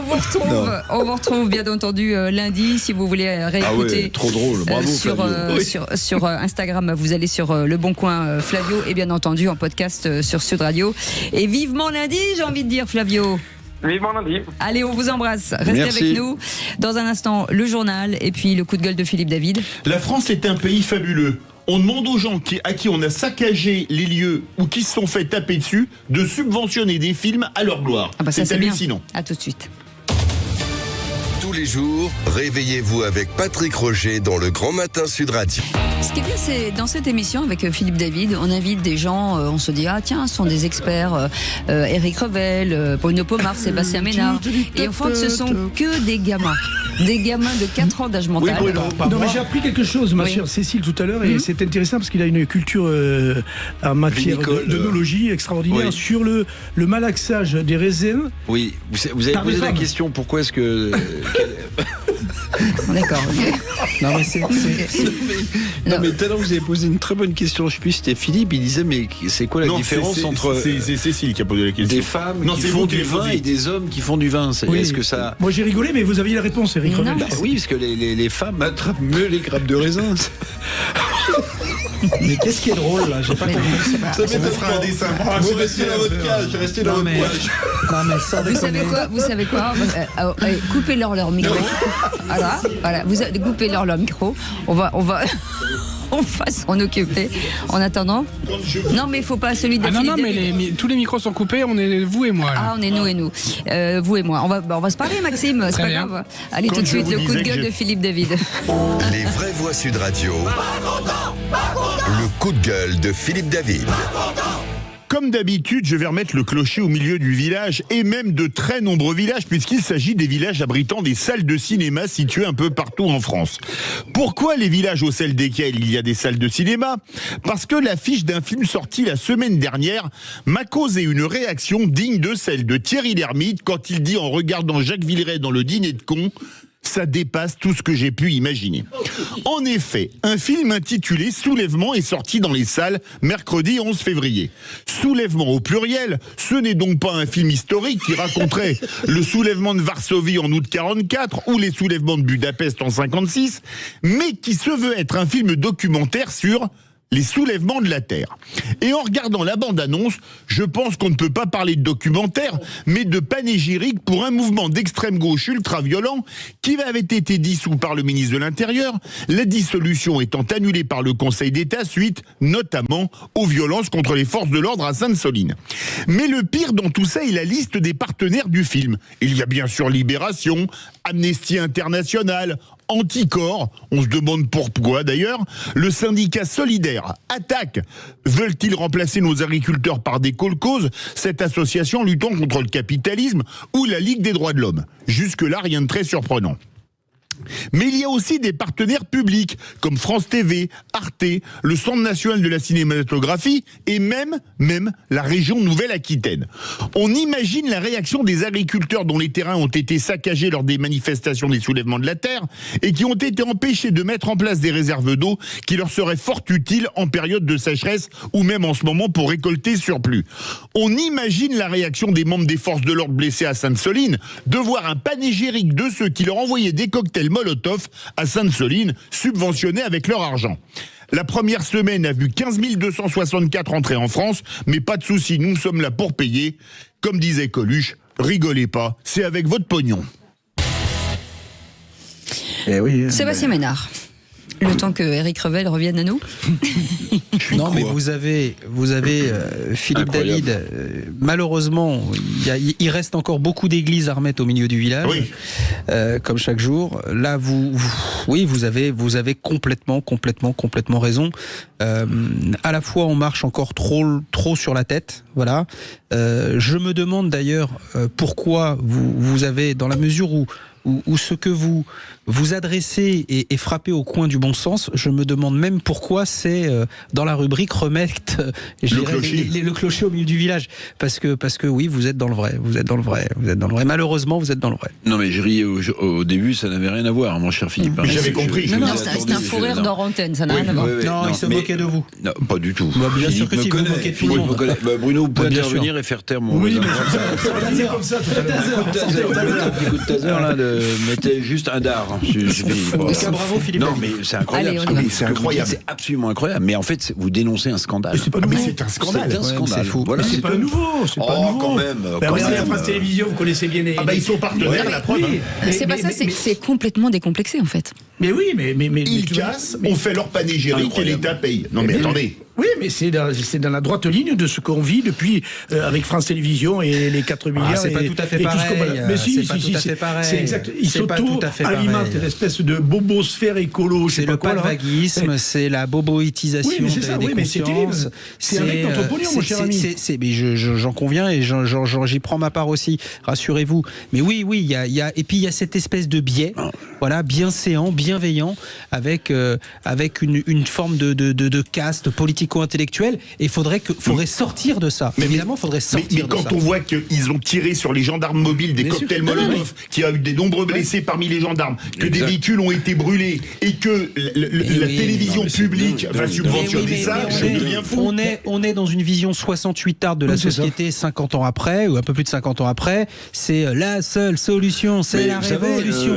Et ça fait encore recette. Et finalement, Madame Ernotte, elle fait ce qu'elle dit, vous vous souvenez? Elle subventionne ça. Elle avait dit, moi je veux pas montrer la société comme elle est, mais comme j'aimerais qu'elle soit. Elle veut transformer la France en ZAD, c'est bien. Et les soulèvements de la Terre qui n'ont pas été dissous. On paye pas pour ça, on en a marre. Les soulèvements de la Terre qui n'ont pas été dissous, c'est la même, c'est le même produit que la Jeune Garde et compagnie. C'est toute cette. Allez, les enfants dans un instant. Oui, c'est les enfants. Qui l'a dit? C'est les enfants. Ils sont morts de rire depuis tout à l'heure. C'est petits enfants. Vous voyez quand je dis on a eu parfois des adultes. Et là, aujourd'hui, on a des enfants. Cécile, quand je vous dis que je suis quelqu'un de très mûr. Oui. C'est-à-dire et c'est quoi la suite? Par rapport aux autres. Oui, c'est vrai. Oui, alors qu'il était mort de rire il y a 2 secondes. Hein. Il est même sorti tellement il était. Non, il est sérieux. Non, c'était pour autre chose. Ah, oui. Des enfants. Vous êtes des enfants. Mais ça fait du bien de rire, en tout cas dans cette actualité. C'est plutôt sympathique. Oui. Dans un instant, un de nos auditeurs ou une de nos auditrices sera nommée ministre. Et ministre de la cohésion sociale. Et juste derrière, le qui c'est qui l'a dit. Donc voilà, ça c'est une séquence qui va vous plaire, Eric Rebelle. Ouais, mais bon. Oh là là, il est mal à gagner en ce moment. Oh, mon pauvre chat. Pourquoi on m'invitait avec Sébastien Ménard, il gagne toujours. Parce que ça nous fait rire. Pour prendre Allez, une à bonne tout de suite. Sud Radio. Sud Radio. Parlons vrai. Parlons vrai. Sud Radio. Parlons vrai. Philippe David, Cécile de Ménibus. On est ravis de vous accueillir tous les jours. En tout cas, vous pouvez vous abonner à notre chaîne YouTube. Vous nous regardez un peu partout sur toutes les plateformes. Et si vous avez toujours rêvé d'être ministre en vous disant, moi, ministre, je pourrai jamais, eh bien, nous, on vous nomme tous les jours ministre. Dans un instant, les qui c'est qui l'a dit. Et en attendant, et si vous étiez ministre, justement? Les vraies voix Sud Radio, si j'étais ministre. Qu'est-ce que je vais devenir? Je suis ministre, je ne sais rien faire. Et c'est Sophie de Béziers qui est avec nous. Bonsoir Sophie. Oui, bonsoir l'équipe de Sud Radio. Bonsoir. On est ravis de vous accueillir, Madame le ministre. Vous êtes ministre de la cohésion sociale. Oui, alors comme l'honneur ne va pas se présenter souvent dans ma vie, je pense que je vais essayer de me tenir au rang. Voilà. Alors moi, si j'étais ministre de la cohésion sociale, je m'attaquerais à la pénurie des logements. Et surtout à la cause de cette pénurie qui elle-même a été engendrée donc probablement par une complexité administrative entre loueurs et bailleurs et ensuite par l'avalanche de normes que l'on connaît. Donc si je devais vraiment essayer de réguler tout ça, c'est bon, ça, le logement décent pour tout le monde, ça se discute même pas. Mais aujourd'hui, ces normes ont provoqué l'effet inverse, c'est-à-dire qu'ils en ont fait tellement que dans le cadre de propriétaires modestes, voilà.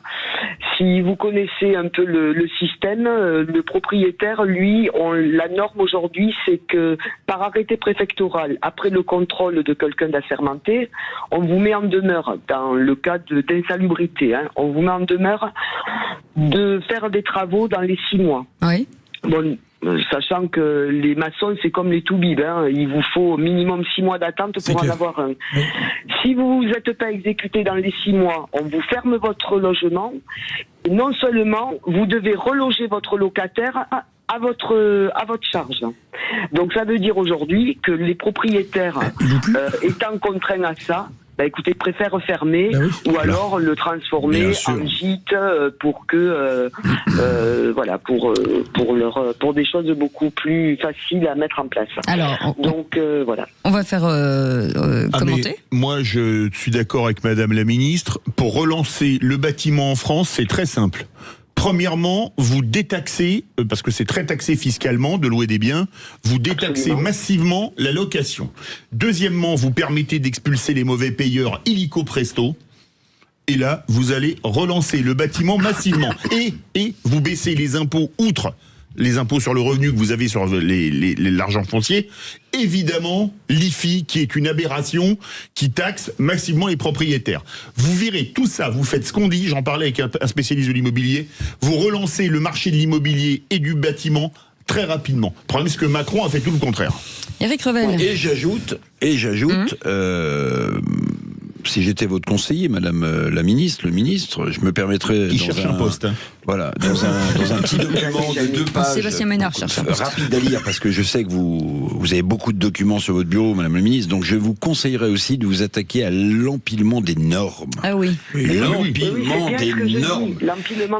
Il faut en couper la moitié. Ça surenchérit le prix du mètre carré, plus personne n'y comprend rien, sans parler que de temps en temps, vous pouvez, grâce à des experts marrons, vous faire délivrer un certificat de conformité alors que vous ne l'êtes pas, ou le contraire. Donc, faut arrêter ces conneries là. Au moins, on sera tranquille avec les écolos cet été. On sera tranquille, Madame le ministre, avec les écolos cet été. Ils nous emmerderont pas avec le niveau des nappes phréatiques. Il pleut. Ouais, non, mais le problème aussi, c'est qu'ils ont lissé les normes sur tous les logements. C'est ça, c'est que vous ayez une petite maison dans le hameau, c'est les mêmes normes que l'appart en plein milieu de la ville. C'est pas possible. Il faut absolument décortiquer ça et avec beaucoup plus de facilité pour que le propriétaire modeste, je parle pas de celui qui me loge par exemple, moi aujourd'hui dans mon bureau de Matignon, je n'ai pas froid. Ah non, vous n'êtes pas Première ministre. C'est bien isolé, il n'y a pas de problème. Madame le ministre, on a quelqu'un en marche d'En Marche. Sébastien Ménard. Qui eût été en marche, qui ne l'est plus, qui est à l'arrêt. J'ai dit en marche d'En Marche. Voilà, oui, je suis à l'arrêt. Non, ce que je peux dire, c'est qu'effectivement, la proposition de Philippe David est, à mon avis, le cœur de la réponse. Voilà. Alors, le cœur de la réponse pour libérer entre guillemets, du foncier et du foncier louable. Voilà, permettre à des tas de gens. Non, mais c'est la première chose. Après, vous avez effectivement le levier de la fiscalité, parce que la fiscalité locative aujourd'hui, elle est élevée, elle est trop élevée. Complexe. Et puis après, vous avez, il y a besoin de construire en France. Voilà, il y a besoin de réhabiliter, il y a besoin de construire. Il y a parfois des zones où il y a besoin de densifier, et qu'aujourd'hui, c'est sûr. Et quand on découvre sur des études de sol un micro crapaud ou je ne sais quoi. Ça aussi. Mais ça c'est partie des vrais sujets. Et c'est vrai que le président Emmanuel Macron n'est pas un président bâtisseur. Voilà, c'est quelqu'un qui a préféré valoriser les investissements d'entreprise, les investissements financiers aux investissements fonciers. Et ben voilà, parce qu'il n'aime pas les propriétaires. Soyons clairs. Je l'ai pas dit comme ça. C'est ce que ça veut dire. Merci beaucoup, Madame le ministre, en tout cas. Sophie de Béziers, c'était un plaisir de vous accueillir. Merci beaucoup. Bonne soirée. À très bientôt. Et tout de suite, les amis, le qui c'est qui l'a dit. Les vraies voix Sud Radio, le quiz de l'actu. En tout cas, il y en a bien un qui l'a dit. Écoutez bien. Qui c'est qui l'a dit? La France insoumise passe son temps à décerner des brevets de gauche. Mais qui sont-ils? Ils trahissent l'ensemble des principes de la gauche républicaine. Raphaël Glucksmann. Bonne réponse d'Éric Revel. Good answer. Il va se calmer. On n'a même pas eu le temps. Regardez, j'ai levé la main. J'ai remarqué un truc. Il se drogue, moi je pense. C'est que dans les questionnaires je suis pas très zolé, moi. Il se drogue à la joyeuseté. C'est que dans les qui l'a dit. Kiki, machin, bon. Vous commencez souvent par un invité de Sud Radio. Et comme il y avait Raphaël Glucksmann ce matin, il a même pas écouté la question. Ça correspond bien à ce qu'il aurait pu dire. Je pense qu'il avait de la culture politique. Si, un petit peu. Qui c'est qui l'a dit sur les accords avec LFI pour un François Hollande? Combien d'Olivier Faure ou de Marine Tondelier? C'est de la lâcheté. Guesde. Non, pas le même bord. C'est une femme. Guettet. Non. Tanguy. LFI. Non, pas LFI, pas du tout. Elle est présidente. Pécresse. Bonne réponse de Sébastien Ménard, Valérie Pécresse. Présidente de la région Île-de-France. Ménard, à chaque fois, Non, mais j'ai attendu l'indice de Cécile. Voilà. Qui c'est qui l'a dit sur la mort de Quentin? LFI ne se désolidarise en rien. Mélenchon. Non. Pas du tout le même bord. Non. C'est un ministre.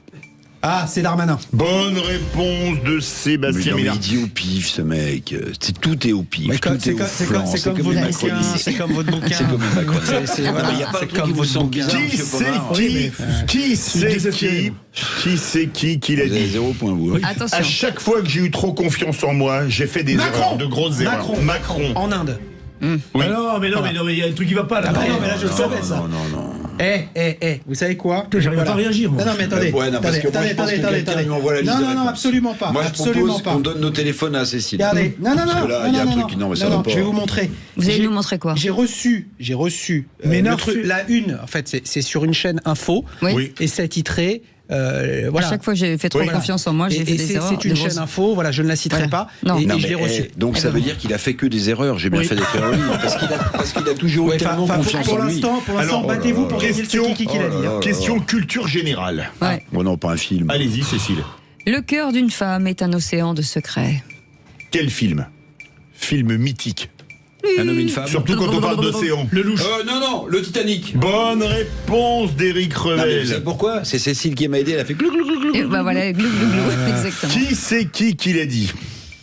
Il faut une clarification de la gauche morale. Bruno Pomar. Elle ne peut pas s'allier à LFI, qui est un parti qui n'est plus dans le champ républicain. Hollande. Non, on n'a rien entendu.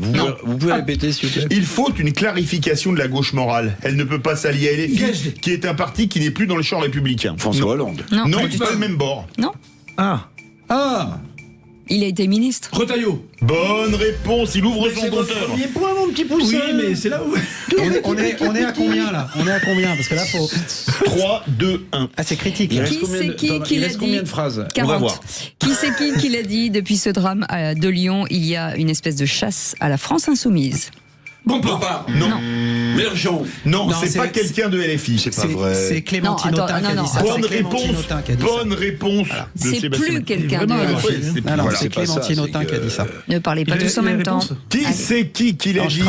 Qui c'est qui l'a dit sur Jacques-Élie Favreau, l'assistant parlementaire? Voilà. Cette personne n'est pas insoumise. La participation à une formation politique, c'est une chose. Le fait d'être...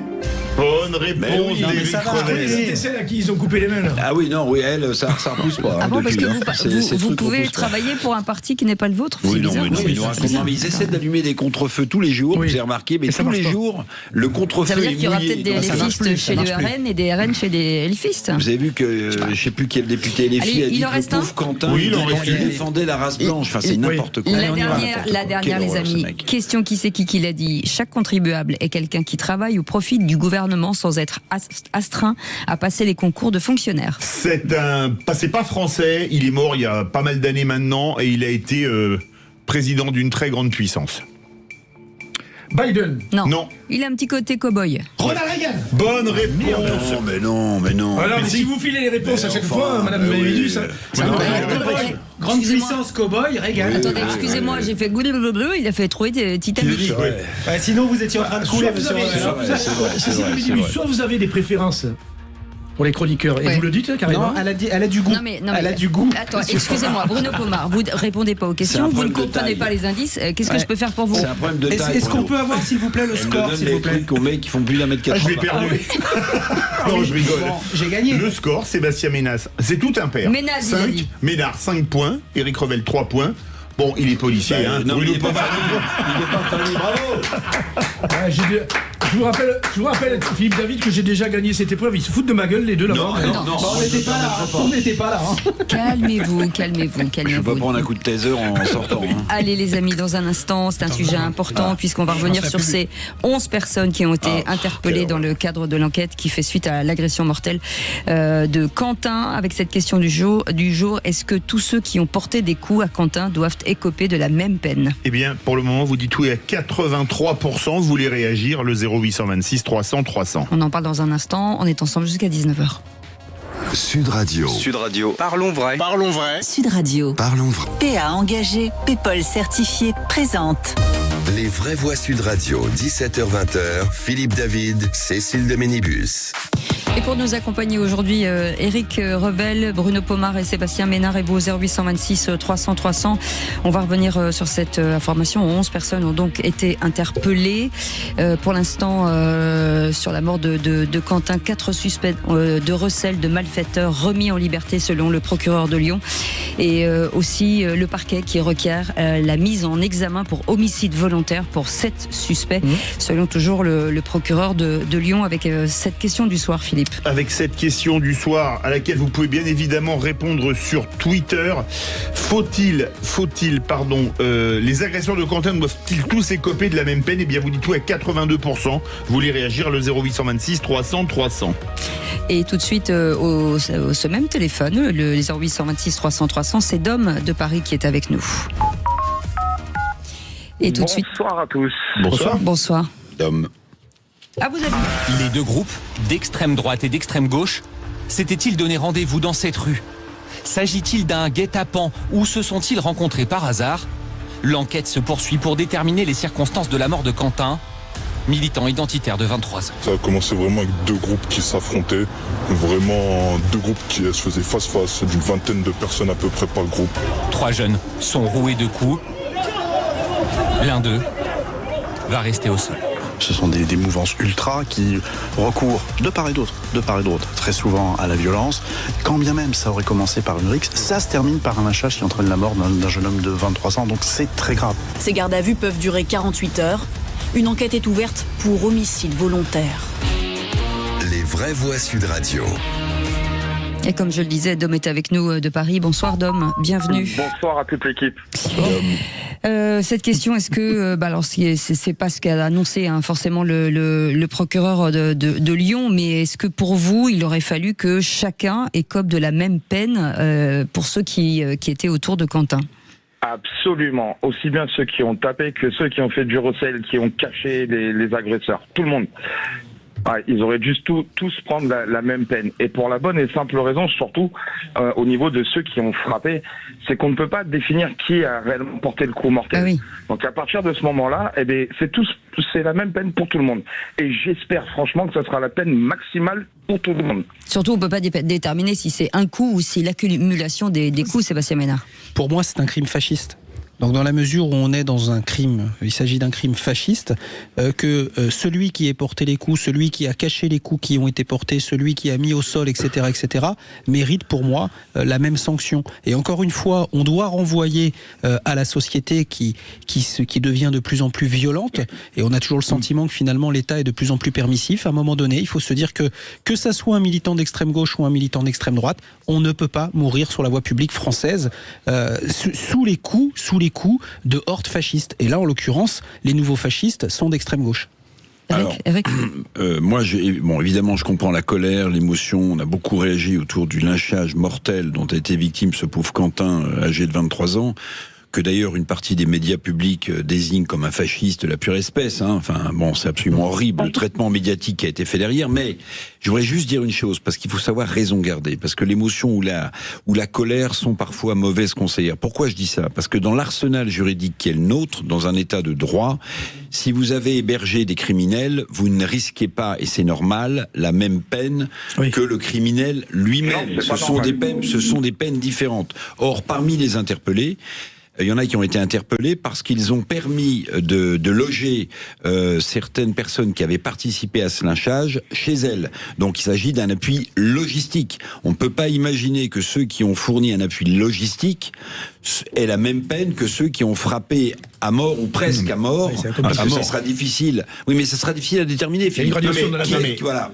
Donc, alors, moi, j'ai une autre question, Eric. C'est le sujet. Même si je comprends qu'on a envie de tous les mettre dans le même sac. Eric, moi, j'ai une autre question. Il y a effectivement, une fois qu'ils ont fait ce qu'ils ont fait, ils sont, ce que vous dites, aller se loger chez quelqu'un. C'est ce que vous dites. C'est ce que les enquêteurs ont dit. Oui, mais si la personne en amont avait dit chez moi, vous venez chez moi pour préparer ce guet-apens, on est d'accord que c'est autre chose. Préméditation.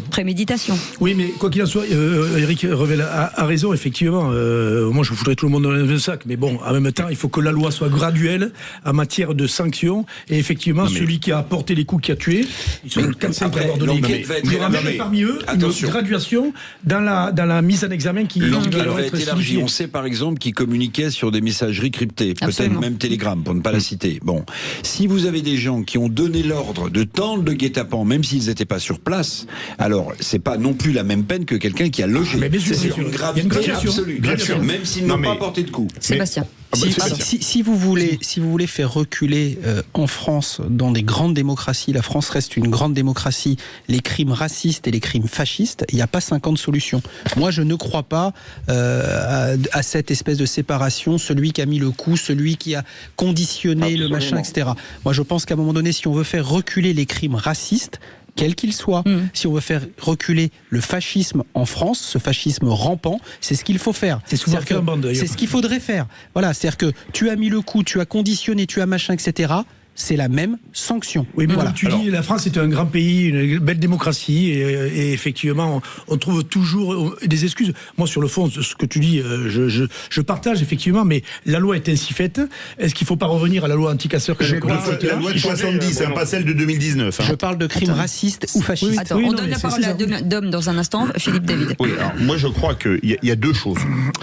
Évidemment, comme le disait Éric Revel à juste titre, on ne peut pas mettre ceux qui ont hébergé et ceux qui ont tapé dans la tête sur le même plan. Ça, on est d'accord. Mais, comme évidemment, on ne pourra jamais déterminer quel a été le coup de pied qui a été létal. Est-ce que c'est le premier, le troisième, le 15e, je sais pas. Ce que je dis, ou l'accumulation d'eux. L'accumulation d'eux. Alors, a priori, il y en aura toujours un qui sera peut-être plus fort ou plus grave qu'un autre, mais ça, on ne le saura jamais. Donc moi, je considère que quand on frappe à la tête, c'est pas comme mettre un coup de pied dans la cuisse quand la personne est par terre, c'est que c'est fait pour tuer. Et que tous ceux dont on a vu qu'ils tapaient dans la tête sur les vidéos, eux doivent tous prendre la même peine. Parce qu'on va pas dire à lui, mais il a l'air d'avoir mis un coup de pied un peu moins fort que l'autre, etc. Je pense que là, c'est tous pareil. Oui, alors, il y a une chose qu'il faut retenir quand même, parce que tu disais, on va pas savoir si, parce que, comment dire, les enquêtes sont de plus en plus précises. Vous avez la police technique et scientifique, vous avez les images, même les médias le disent, on arrive à zoomer au plus près de ce qui s'est passé réellement. Donc, je pense qu'on arrivera à déterminer réellement, et on le voit parce qu'il y a 7 suspects mis en examen, aussi vite, c'est que ça veut dire que ce groupe-là est bien identifié. Et maintenant, on va voir le niveau d'implication dans ce qui est arrivé. Encore une fois, je vais insister, la communication, c'est la répétition. Si vous voulez faire reculer les crimes racistes et les crimes fascistes organisés via des lynchages, il faut que tout le monde prenne la même sanction. Voilà. C'est tout. Ça leur évitera de se réunir et les prochains réfléchiront à 2, 3 fois, 12 fois en se disant attention, la dernière fois, il y en a un qui a tué, mais tous ont pris. Ça évitera. Excusez-moi, quand je vois le niveau d'intelligence de nombre de ces gens-là, je doute que tous réfléchissent. Mais ça, ce n'est que mon point de vue. D'accord, Philippe, et pour une fois je vais être d'accord avec un macroniste, c'est bizarre, mais je trouve que Sébastien a... Attendez, on prend une photo d'homme. Repenti. Ça fait mafieux, hein. Allez, on le laisse parler. Et ça me fait mal parce que d'habitude je suis d'accord avec Eric et là ce soir je peux pas... Mais restez avec moi. Laissez-le parler. Non, pour la bonne et simple raison que à partir du moment où on veut vraiment lutter contre tout ça, il faut que tout le monde prenne la même chose. Je vais vous donner l'exemple du trafic de stupes. À partir du moment où on va condamner la même personne, enfin à la même peine, le producteur, le transporteur et le dealer, à un moment donné, ça va s'arrêter. Les gens qui ont hébergé les gars qui ont frappé Quentin, ils doivent prendre la même peine. Parce que ce qu'ils ont fait, c'est cacher des criminels, en fait. Bien sûr. Pour moi, ces gens-là doivent être punis de la même manière. Comme les politiques derrière qui les couvrent, j'espère qu'ils seront punis eux aussi. Non, parce que moi, je pense que c'est quand même pas la même gravité. Alors, c'est grave. Rappelez-vous de Jawad, lorsqu'il y avait eu les attentats du 13 novembre. Oui, mais il n'a pas pris, comment il s'appelle, Abdeslam a pris perpétuité réelle. Jawad n'allait pas prendre perpétuité réelle parce qu'il les avait abrités. Il avait pris 3 ans, je crois, lui, non? Oui, ou 3 ou 5, je sais plus, peu importe. Mais c'est vrai que c'est pas la même gravité. Là, mais en revanche, pour tous ceux qui mettent les coups, je suis totalement d'accord avec Sébastien Ménard, on est bien d'accord là-dessus. On va parce que Bruno Pomar, ce que vous dites, c'est très bien. L'enquête est de plus en plus précise, mais comment, nonobstant les caméras de plus en plus précises, là, je pense que ça a dû être filmé par un téléphone portable. Comment mesurer quel est l'impact. Je vais utiliser l'unité de choc en joules de chaque coup de pied pour dire que lui, c'est peut-être un peu moins grave que lui, mais lui, c'est plus grave que l'autre. Non, on peut pas. C'est d'où l'individualisation de la peine. C'est-à-dire on ne peut pas juger un groupe, on peut juger qu'une personne. Mais Monsieur Pomar, c'est exactement, je pourrais quelque part en effet miroir vous dire que quand vous touchez à un agent de l'État, à un policier, à un gendarme, à un pompier, un représentant de l'État, la sanction, elle doit pas être graduelle, elle va pas machin. C'est la peine plancher. Si à un moment donné on attaque. Non, mais ce que je dis, c'est la même chose. Si on veut que la République, elle soit respectable, il faut qu'elle soit respectée, évidemment. Oui. Et pour qu'elle soit respectée, à un moment donné, on peut plus transiger, on peut plus être laxiste, on peut plus être permissif. Oui, non, regardez le biais décadent que prend notre société. Et évidemment, c'est un macroniste qui vous dit ça. Ce qui me navre, c'est de voir de plus en plus de femmes agressives, violentes. Et ça, c'est quelque chose de s'appelle la parité. De nouveau. Mais tu sais, Cécile, parce que l'égalité homme-femme. Bah oui. Mais je vais te dire, Cécile, non. Moi, je reviens à chaque fois, je ressors mon affaire quand j'étais au RAID, puisque j'ai serré les gens d'Action Directe avec mes frères du RAID. Il y avait 2 femmes. Joël Aubran et Nathalie Ménigon, qui étaient d'ailleurs les plus virulentes. C'était elle qui tuait, c'était pas Roulian ou Cipriani, c'était les femmes qui tuaient. Quand on les a on n'est pas habitué quand même à ça. Vitry aux loges, les 2 qui nous ont tenu tête réellement, c'était des femmes. Donc elles peuvent être bien plus virulentes. Hingeviet, la Rote Armée Fraction en Allemagne, c'était pareil, c'était une barjo totale. Hein. Et donc, alors on va pas se méfier des femmes pour autant, attention, un peu d'humour là-dessus, mais n'empêche que effectivement les femmes aussi se radicalisent totalement. Non, mais si je peux me permettre de rajouter une chose, Madame la Préfète. J'espère vraiment, parce que je ne l'ai pas encore sous les yeux, mais j'espère vraiment que le juge des détentions et des libertés va mettre ses protagonistes en détention provisoire. Vraiment. Ils vont y être, oui. J'espère parce que je crains le pire. Moi, je crois qu'il y a 2 raisons pour lesquelles le JLD... Ils ont été déférés, là, certains ont été. Ils sont déférés devant le JLD. Oui, la décision n'est pas encore annoncée. Ouais. Moi, je suis certain que le JLD les mettra en prison pour 2 raisons. Même 3. Premièrement, le risque de trouble à l'ordre public. Il y a 3 éléments exacts. Deuxièmement, le risque de vengeance. Parce que ça, c'est quand même un point qu'il faut voir. Et troisièmement, là, c'est plus le trouble à l'ordre public, c'est le choc que ce serait dans l'opinion publique. Vous avez raison. Et je pense que c'est pour ces 3 raisons. Et ça, en réunion aussi. Ouais. C'est comme ça, c'est vraiment en réunion. Violence en réunion. Oui, violence en réunion. Mais ça, je pense que ce ne sera pas le point le plus crucial. Pardon, vous disiez, Dom. Je disais sur la 3e raison que Philippe évoquait sur le fait que ça pourrait choquer le public. Je pense que certaines décisions de justice ont vraiment choqué le public et ils n'en avaient strictement rien à faire. Oui, c'est vrai. C'est vrai aussi, mais là, c'est pas une décision de justice à titre de condamnation, que ce soit en première instance ou en appel. Là, c'est suite à la mort d'un jeune homme de 23 ans, même pas une semaine après. Donc là, évidemment, s'ils étaient remis en liberté, je peux vous dire que la déflagration serait telle, et surtout avec tous les risques que cela mettrait. Parce qu'ils sont plus en sécurité en prison que dehors, à mon avis. Ce qui est fou, c'est qu'on a l'impression que cette affaire-là, en tout cas ce drame-là, va créer un précédent plus que les autres, Éric Revel. Moi, je pense que c'est même... alors, on verra, hein, j'ai une chance sur 2 de me tromper, mais je pense que c'est un point de bascule dans la vie politique française. D'ailleurs, les premiers sondages qui sortent, là, Bruno en parlait d'un tout à l'heure, montrent que les gens massivement vont se détourner du vote LFI.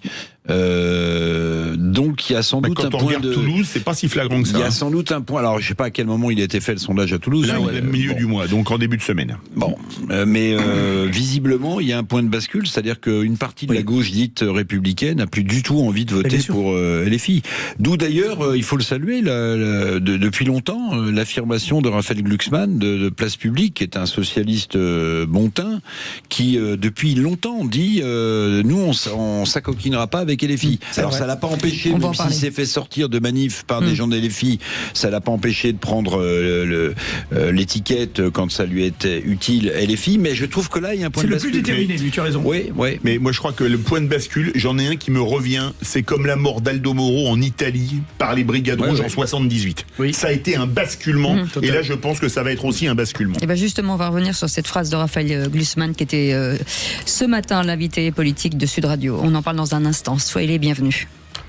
Sud Radio. Sud Radio, parlons vrai. Parlons vrai. Sud Radio. Parlons vrai. Ils ont le rire facile aujourd'hui, nos garçons autour de cette table. Avec, remarquez, c'est pas facile avec Bruno Pomar, avec Sébastien Ménard et avec Éric Revel. C'est pas gagné à la base. C'est-à-dire quand on regarde Monsieur Pomar, on n'a pas forcément envie de rire. Non, c'est ça. On voit que c'est un mec sérieux, faut pas déconner avec lui. Il voit chez moi de la violence en permanence. Non, je suis un mec sérieux, il voit de l'autorité. L'autorité. Voilà, de l'autorité, du charisme. Il y a quelque chose. Il y a quelque chose. Mais en revanche, du charisme, il ne faut pas que vous parliez, sinon ça se dégrade. Mais c'est vrai que vous devez être dur au combat, non? Ouais, terrible. J'étais très très bon. J'imagine. Et j'étais un vrai bagarreur. Vous étiez champion de quoi? Des MMA? De lutte. J'étais lutteur, boxeur, j'ai gagné d'argent en boxe française. J'ai fait du judo, ceinture noire, et j'ai de la lutte à haut niveau, j'étais en équipe de France. Donc c'est bien ce qu'on dit. On dit un muscle et deux cerveaux au niveau des. C'est-à-dire que sans parler de votre taille, vous avez un centre de gravité assez bas. C'est ça. Oui, en plus c'est vrai. On m'a d'ailleurs dit que se battre avec lui, c'était une dure lutte. Ok. D'accord. Allez, soyons sérieux. Il est au-dessus de tout ça. T'as raison. Excusez-moi. C'est une émission sérieuse, messieurs. Je vous demande de vous arrêter tout de suite. C'est la phrase du jour. Les vraies voix Sud Radio. C'est ma rubrique préférée. Écoutez. Allez, opposition, une sorte de finale. Bardella-Mélenchon, qui est la chèvre? C'est une question qui vise à créer le buzz et qui n'existera pas. Et l'AFI et le RN font semblant que la France se résume à un affrontement entre l'AFI et le RN. Donc moi, je vais vous dire une chose, il y a toute une France qui refuse l'affrontement des extrémismes. Au deuxième tour de l'élection présidentielle, il y aura la gauche démocrate face au Rassemblement national. Donc c'était Raphaël Glucksmann, vous l'avez reconnu, député européen, place publique, qui était l'invité ce matin de Sud Radio. Éric Revel. Écoutez, je trouve. Alors je vais se décevoir où les gens vont se dire non, décidément ce garçon est objectif et il faut lui rendre. Voilà. Je trouve que Raphaël Glucksmann fait un bon voyage politique. Oui, je trouve qu'au démarrage, on l'a pris pour un bobo qui parlait aux Parisiens, et je trouve que ses prises de position. J'ai eu le loisir d'interviewer tous les leaders de partis politiques au World Impact Summit il y a quelques jours à la Villette. Il y avait 2000 personnes dans la salle. Classe, hein. Vous le refaites, Oui, mais vous allez voir. Ça allait de Gabriel Attal à Bardella, Glucksmann, à Tondelier, etc. Et j'ai trouvé qu'il commençait à fendre l'armure, pour reprendre l'expression de Lionel Jospin. Parce que, en fait, ce qui vient de se passer avec LFI dégage quand même le terrain, l'horizon, pour un candidat de la gauche républicaine. Alors, est-ce que ce sera Glucksmann, est-ce que ce sera l'ami de l'ancien macroniste François Hollande, qui commence à pointer son nez? Vous avez vu, il a dit plus d'accord avec LFI, mais il faudra un candidat de la gauche progressiste, a dit François Hollande, l'ancien président de la République. Ça ressemble, tiens. De la gauche réformatrice. Exactement. Mais je trouve que Glucksmann prend de l'épaisseur, voilà. Ça vous va comme formule? Il manque quand même un peu de charisme, moi je trouve. Je sais pas, tu vas côtoyer sûrement, mais je trouve que sur toutes ces interventions, alors là où il s'est positionné, on l'a vu avec LFI, parce qu'il a toujours cette ligne en disant il n'y aura aucun accord, là il a dit, mais il faut avoir un peu de une bonne gueule, il est frais, il est frais à une élection. Et je trouve que est-ce que vous le trouvez courageux? Alors moi j'ai toujours trouvé Raphaël Glucksmann, même dans ce qu'il avait pu faire par le passé en Ukraine, etc. C'est quelqu'un de courageux. Voilà, c'est quelqu'un d'intellectuellement un peu habité. Il est, mais il y a longtemps. Il a quand même. C'est bien d'être en Géorgie. En Ukraine, mais il s'est toujours énormément investi pour la démdémocratie, pour l'Europe, etc. C'est quelqu'un qui a pris des risques. Intellectuellement, moi, je l'ai toujours trouvé un petit peu habité, parfois un peu allumé. Voilà. Après, un peu perché. Vous avez raison. Mais il y a un truc, c'est que je le trouve un peu frêle politiquement. Voilà, un peu frêle.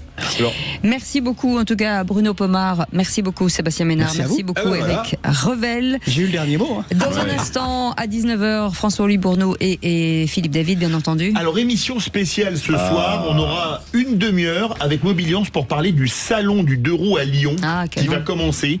Et on sera avec nos amis de Mobiliance. Nous sommes partenaires jusqu'à 19h30 et ensuite libre antenne de 19h30 à 20h. Tout ce dont vous avez envie de parler.